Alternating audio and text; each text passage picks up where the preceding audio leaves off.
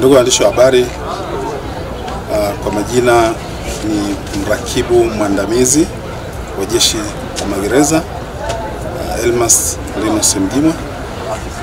Taaluma ni afisa utumishi na natokea makao makuu ya Jeshi la Magereza hapa Msalato, Dodoma. Ndugu waandishi wa habari, tungependa tu jamii kwa ujumla iweze kutambua kwamba Jeshi la Magereza Tanzania Bara lenye jukumu la kupokea, kuhifadhi, kuwalinda, kuwatunza na hatimaye kuwarekebisha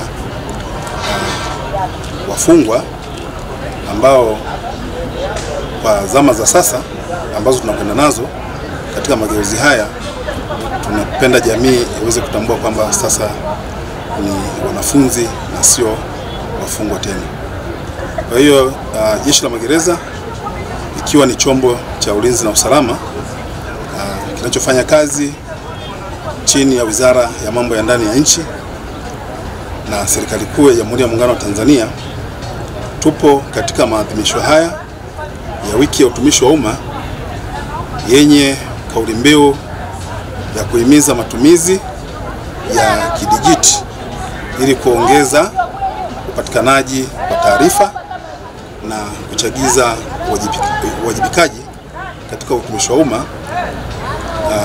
Tupo hapa kwa lengo la kutoa elimu ili jamii kwa ujumla, kwa maana jamii ya Kitanzania lakini pia jamii ya kimataifa iweze kujua nini haswa Jeshi la Magereza linafanya, na hasa katika kipindi hiki cha kuelekea kwenye mageuzi makubwa ndani ya Jeshi la Magereza.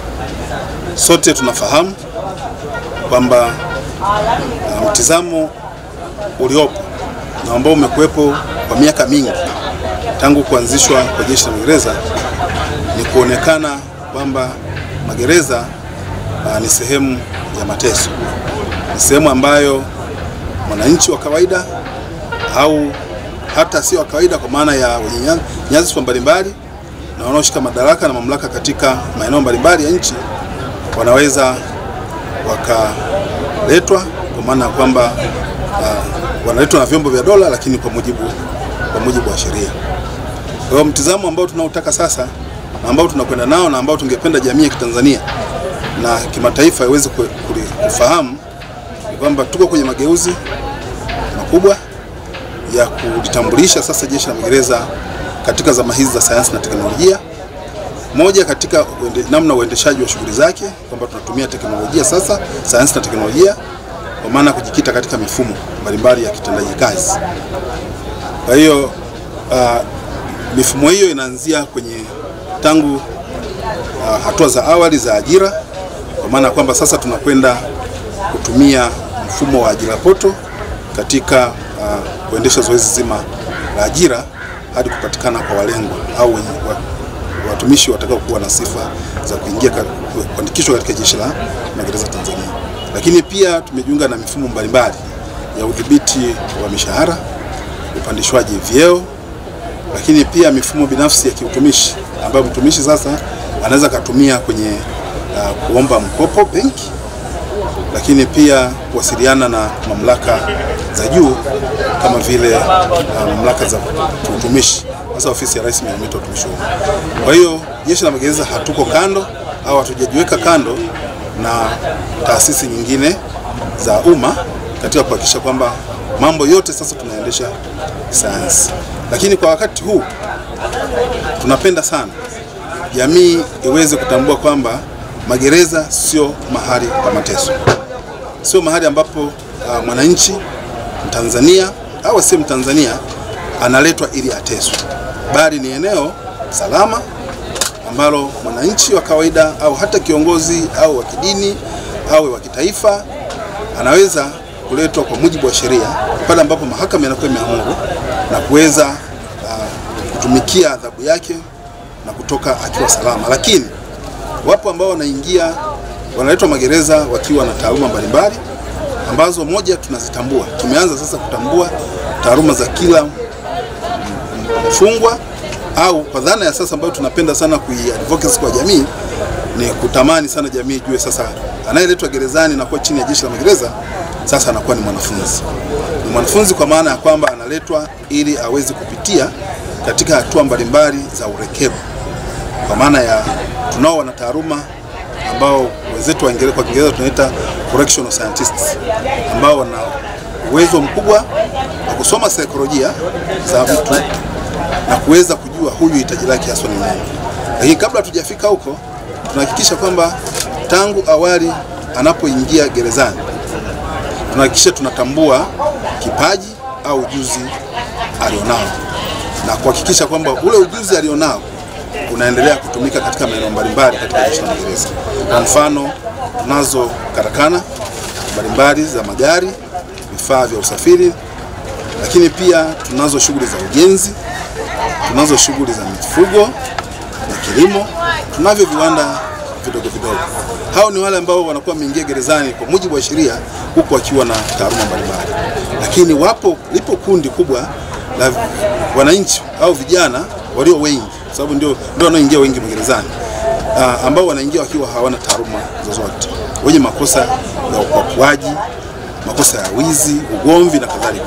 Wanaingia wanahukumiwa vifungo vya muda fulani gerezani, na wanapoingia kama hawana taaluma, basi tunaanza kuwaingiza kwenye hatua za urekebu, kuhakikisha kwamba mwisho wa siku kama amehukumiwa kifungo cha miaka 5, miaka 3, miaka 7, basi mwisho wa siku anapotoka, anatoka akiwa na ujuzi ambao utamsaidia mara baada ya kumaliza kifungo, basi akawe na njia mbadala ya kuendeleza maisha yake. Tuna uhakika kwamba anapotoka, mathalan tumemfundisha ujenzi au tumemfundisha ufundi magari au amefundishwa useremala au amefundishwa ushonaji, iwe ushonaji wa nguo au ushonaji wa viatu, basi ujuzi ule anaweza kutoka nao na kwenda kufanya hizo shughuli akiwa kule uraiani. Kwa hiyo maana yake tunataka sasa uwepo wa mfungwa au mwanafunzi gerezani basi uwe na tija, uwe na faida kwake, sio tu kuonewa na badilika. Sasa nini ambacho tunakifanya ili kusudi kuhakikisha kwamba hii dhana inabadilika kutoka kwenye mfungwa kwa mwanafunzi? Moja, tunaanza na watendaji wenyewe wa ndani, kwa maana ya maafisa na askari waielewe, waikubali na waweze kuitekeleza dhana hii tulionao sasa ya kuwa na mwanafunzi. Lakini pia pamoja na kufundishwa stadi mbalimbali za ufundi, bado tumeweza sasa kuingia makubaliano na mamlaka mbalimbali za kielimu, hasa ufundi stadi. Kwa mfano, sasa Jeshi la Magereza lina makubaliano maalum na wenzetu wa NACTVET ambao sasa wametengeneza mitaala kwa kushirikiana na Jeshi la Magereza ya kuwafundisha wanafunzi wetu hawa ambao tunawaita wafungwa kwa lugha iliyozoeleka, na ambao sasa kama nilivyoeleza awali kwamba tunataka iondoke kwenye vichwa vya jamii. Kwa hiyo NACTVET wanalo jukumu sasa kwa kushirikiana na Jeshi la Magereza kufundisha hawa vijana wanaokuwa magerezani, lakini pia tunao makubaliano na vyuo mbalimbali ambapo sasa hivi ukitizama kwenye historia ya nyuma, hata sasa wapo wahitimu ambao wanamaliza vifungo vyao lakini wakiwa wamehitimu shahada mbalimbali. Tunao wanasheria, mfungwa aliingia gerezani akiwa hana taaluma yoyote, lakini ametoka akiwa na shahada ya sheria. Hili swala linaendelea mpaka sasa na tunatamani basi tujikite kwenye hayo mabadiliko makubwa ya sasa. Lakini pia katika maonyesho hayo, ili kudhihirisha kwamba hiki tunachokizungumza sio siasa, sio maneno matupu, ni maneno ambayo ni mpango ambao upo na unatekelezwa kwa vitendo. Safari hii kwenye haya maonyesho tumekuja na mwanafunzi mhitimu ambaye alitumikia kifungo chake akiwa gereza Isanga, Bwana Amos, ambaye aliingia gerezani akiwa hana ujuzi wowote, lakini ameweza kutoka akiwa akiwa na ujuzi wa ujenzi.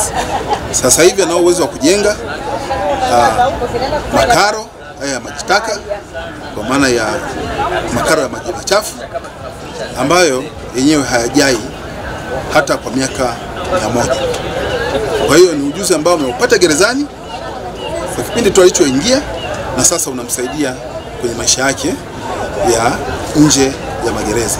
Kwa hiyo anaingiza kipato chake, analea familia, anasomesha watoto, lakini pia anachangia kwenye pato la serikali kwa namna moja au nyingine. Kwa jina naitwa Amos Shami, niko mkoa wa Dodoma. Naendelea na kazi zangu za taaluma za kutengeneza makao yasiyojaa ya kisasa. Mimi niliingia chuoni nikiwa sina hiyo taaluma na nilikuwa sijui kitu chochote, lakini kwa ushuhuda anayotoa ni halali na ni kweli.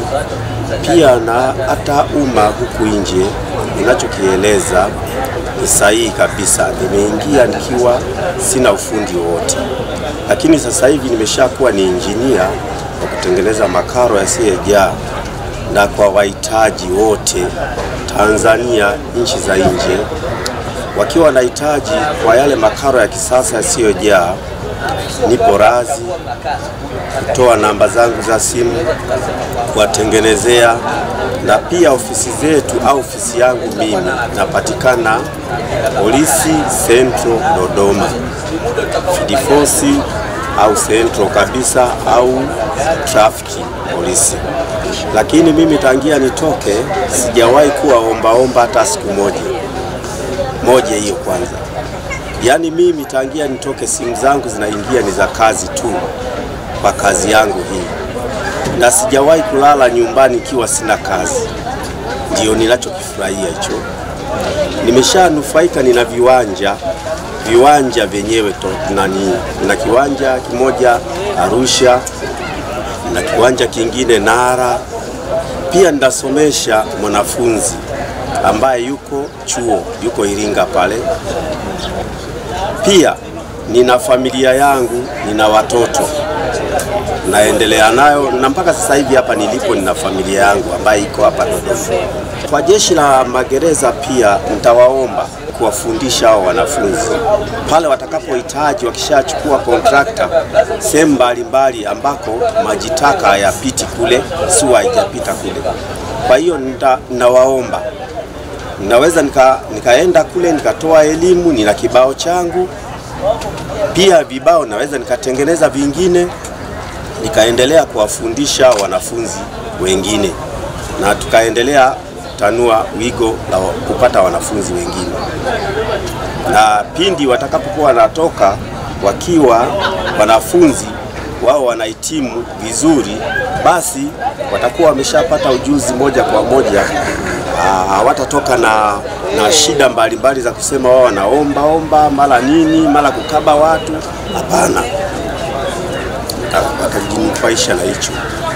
Safi. Kwa namba za simu napatikana kwa namba ya 06 93 00 00 65. Kwa namba ingine anayehitaji 06 58 81 76 67. Namba ingine ya Voda 07 53 49 38 13. Karibuni wateja wote Tanzania na nchi za nje. Mimi napatikana Dodoma Central Police au jeshi la magereza.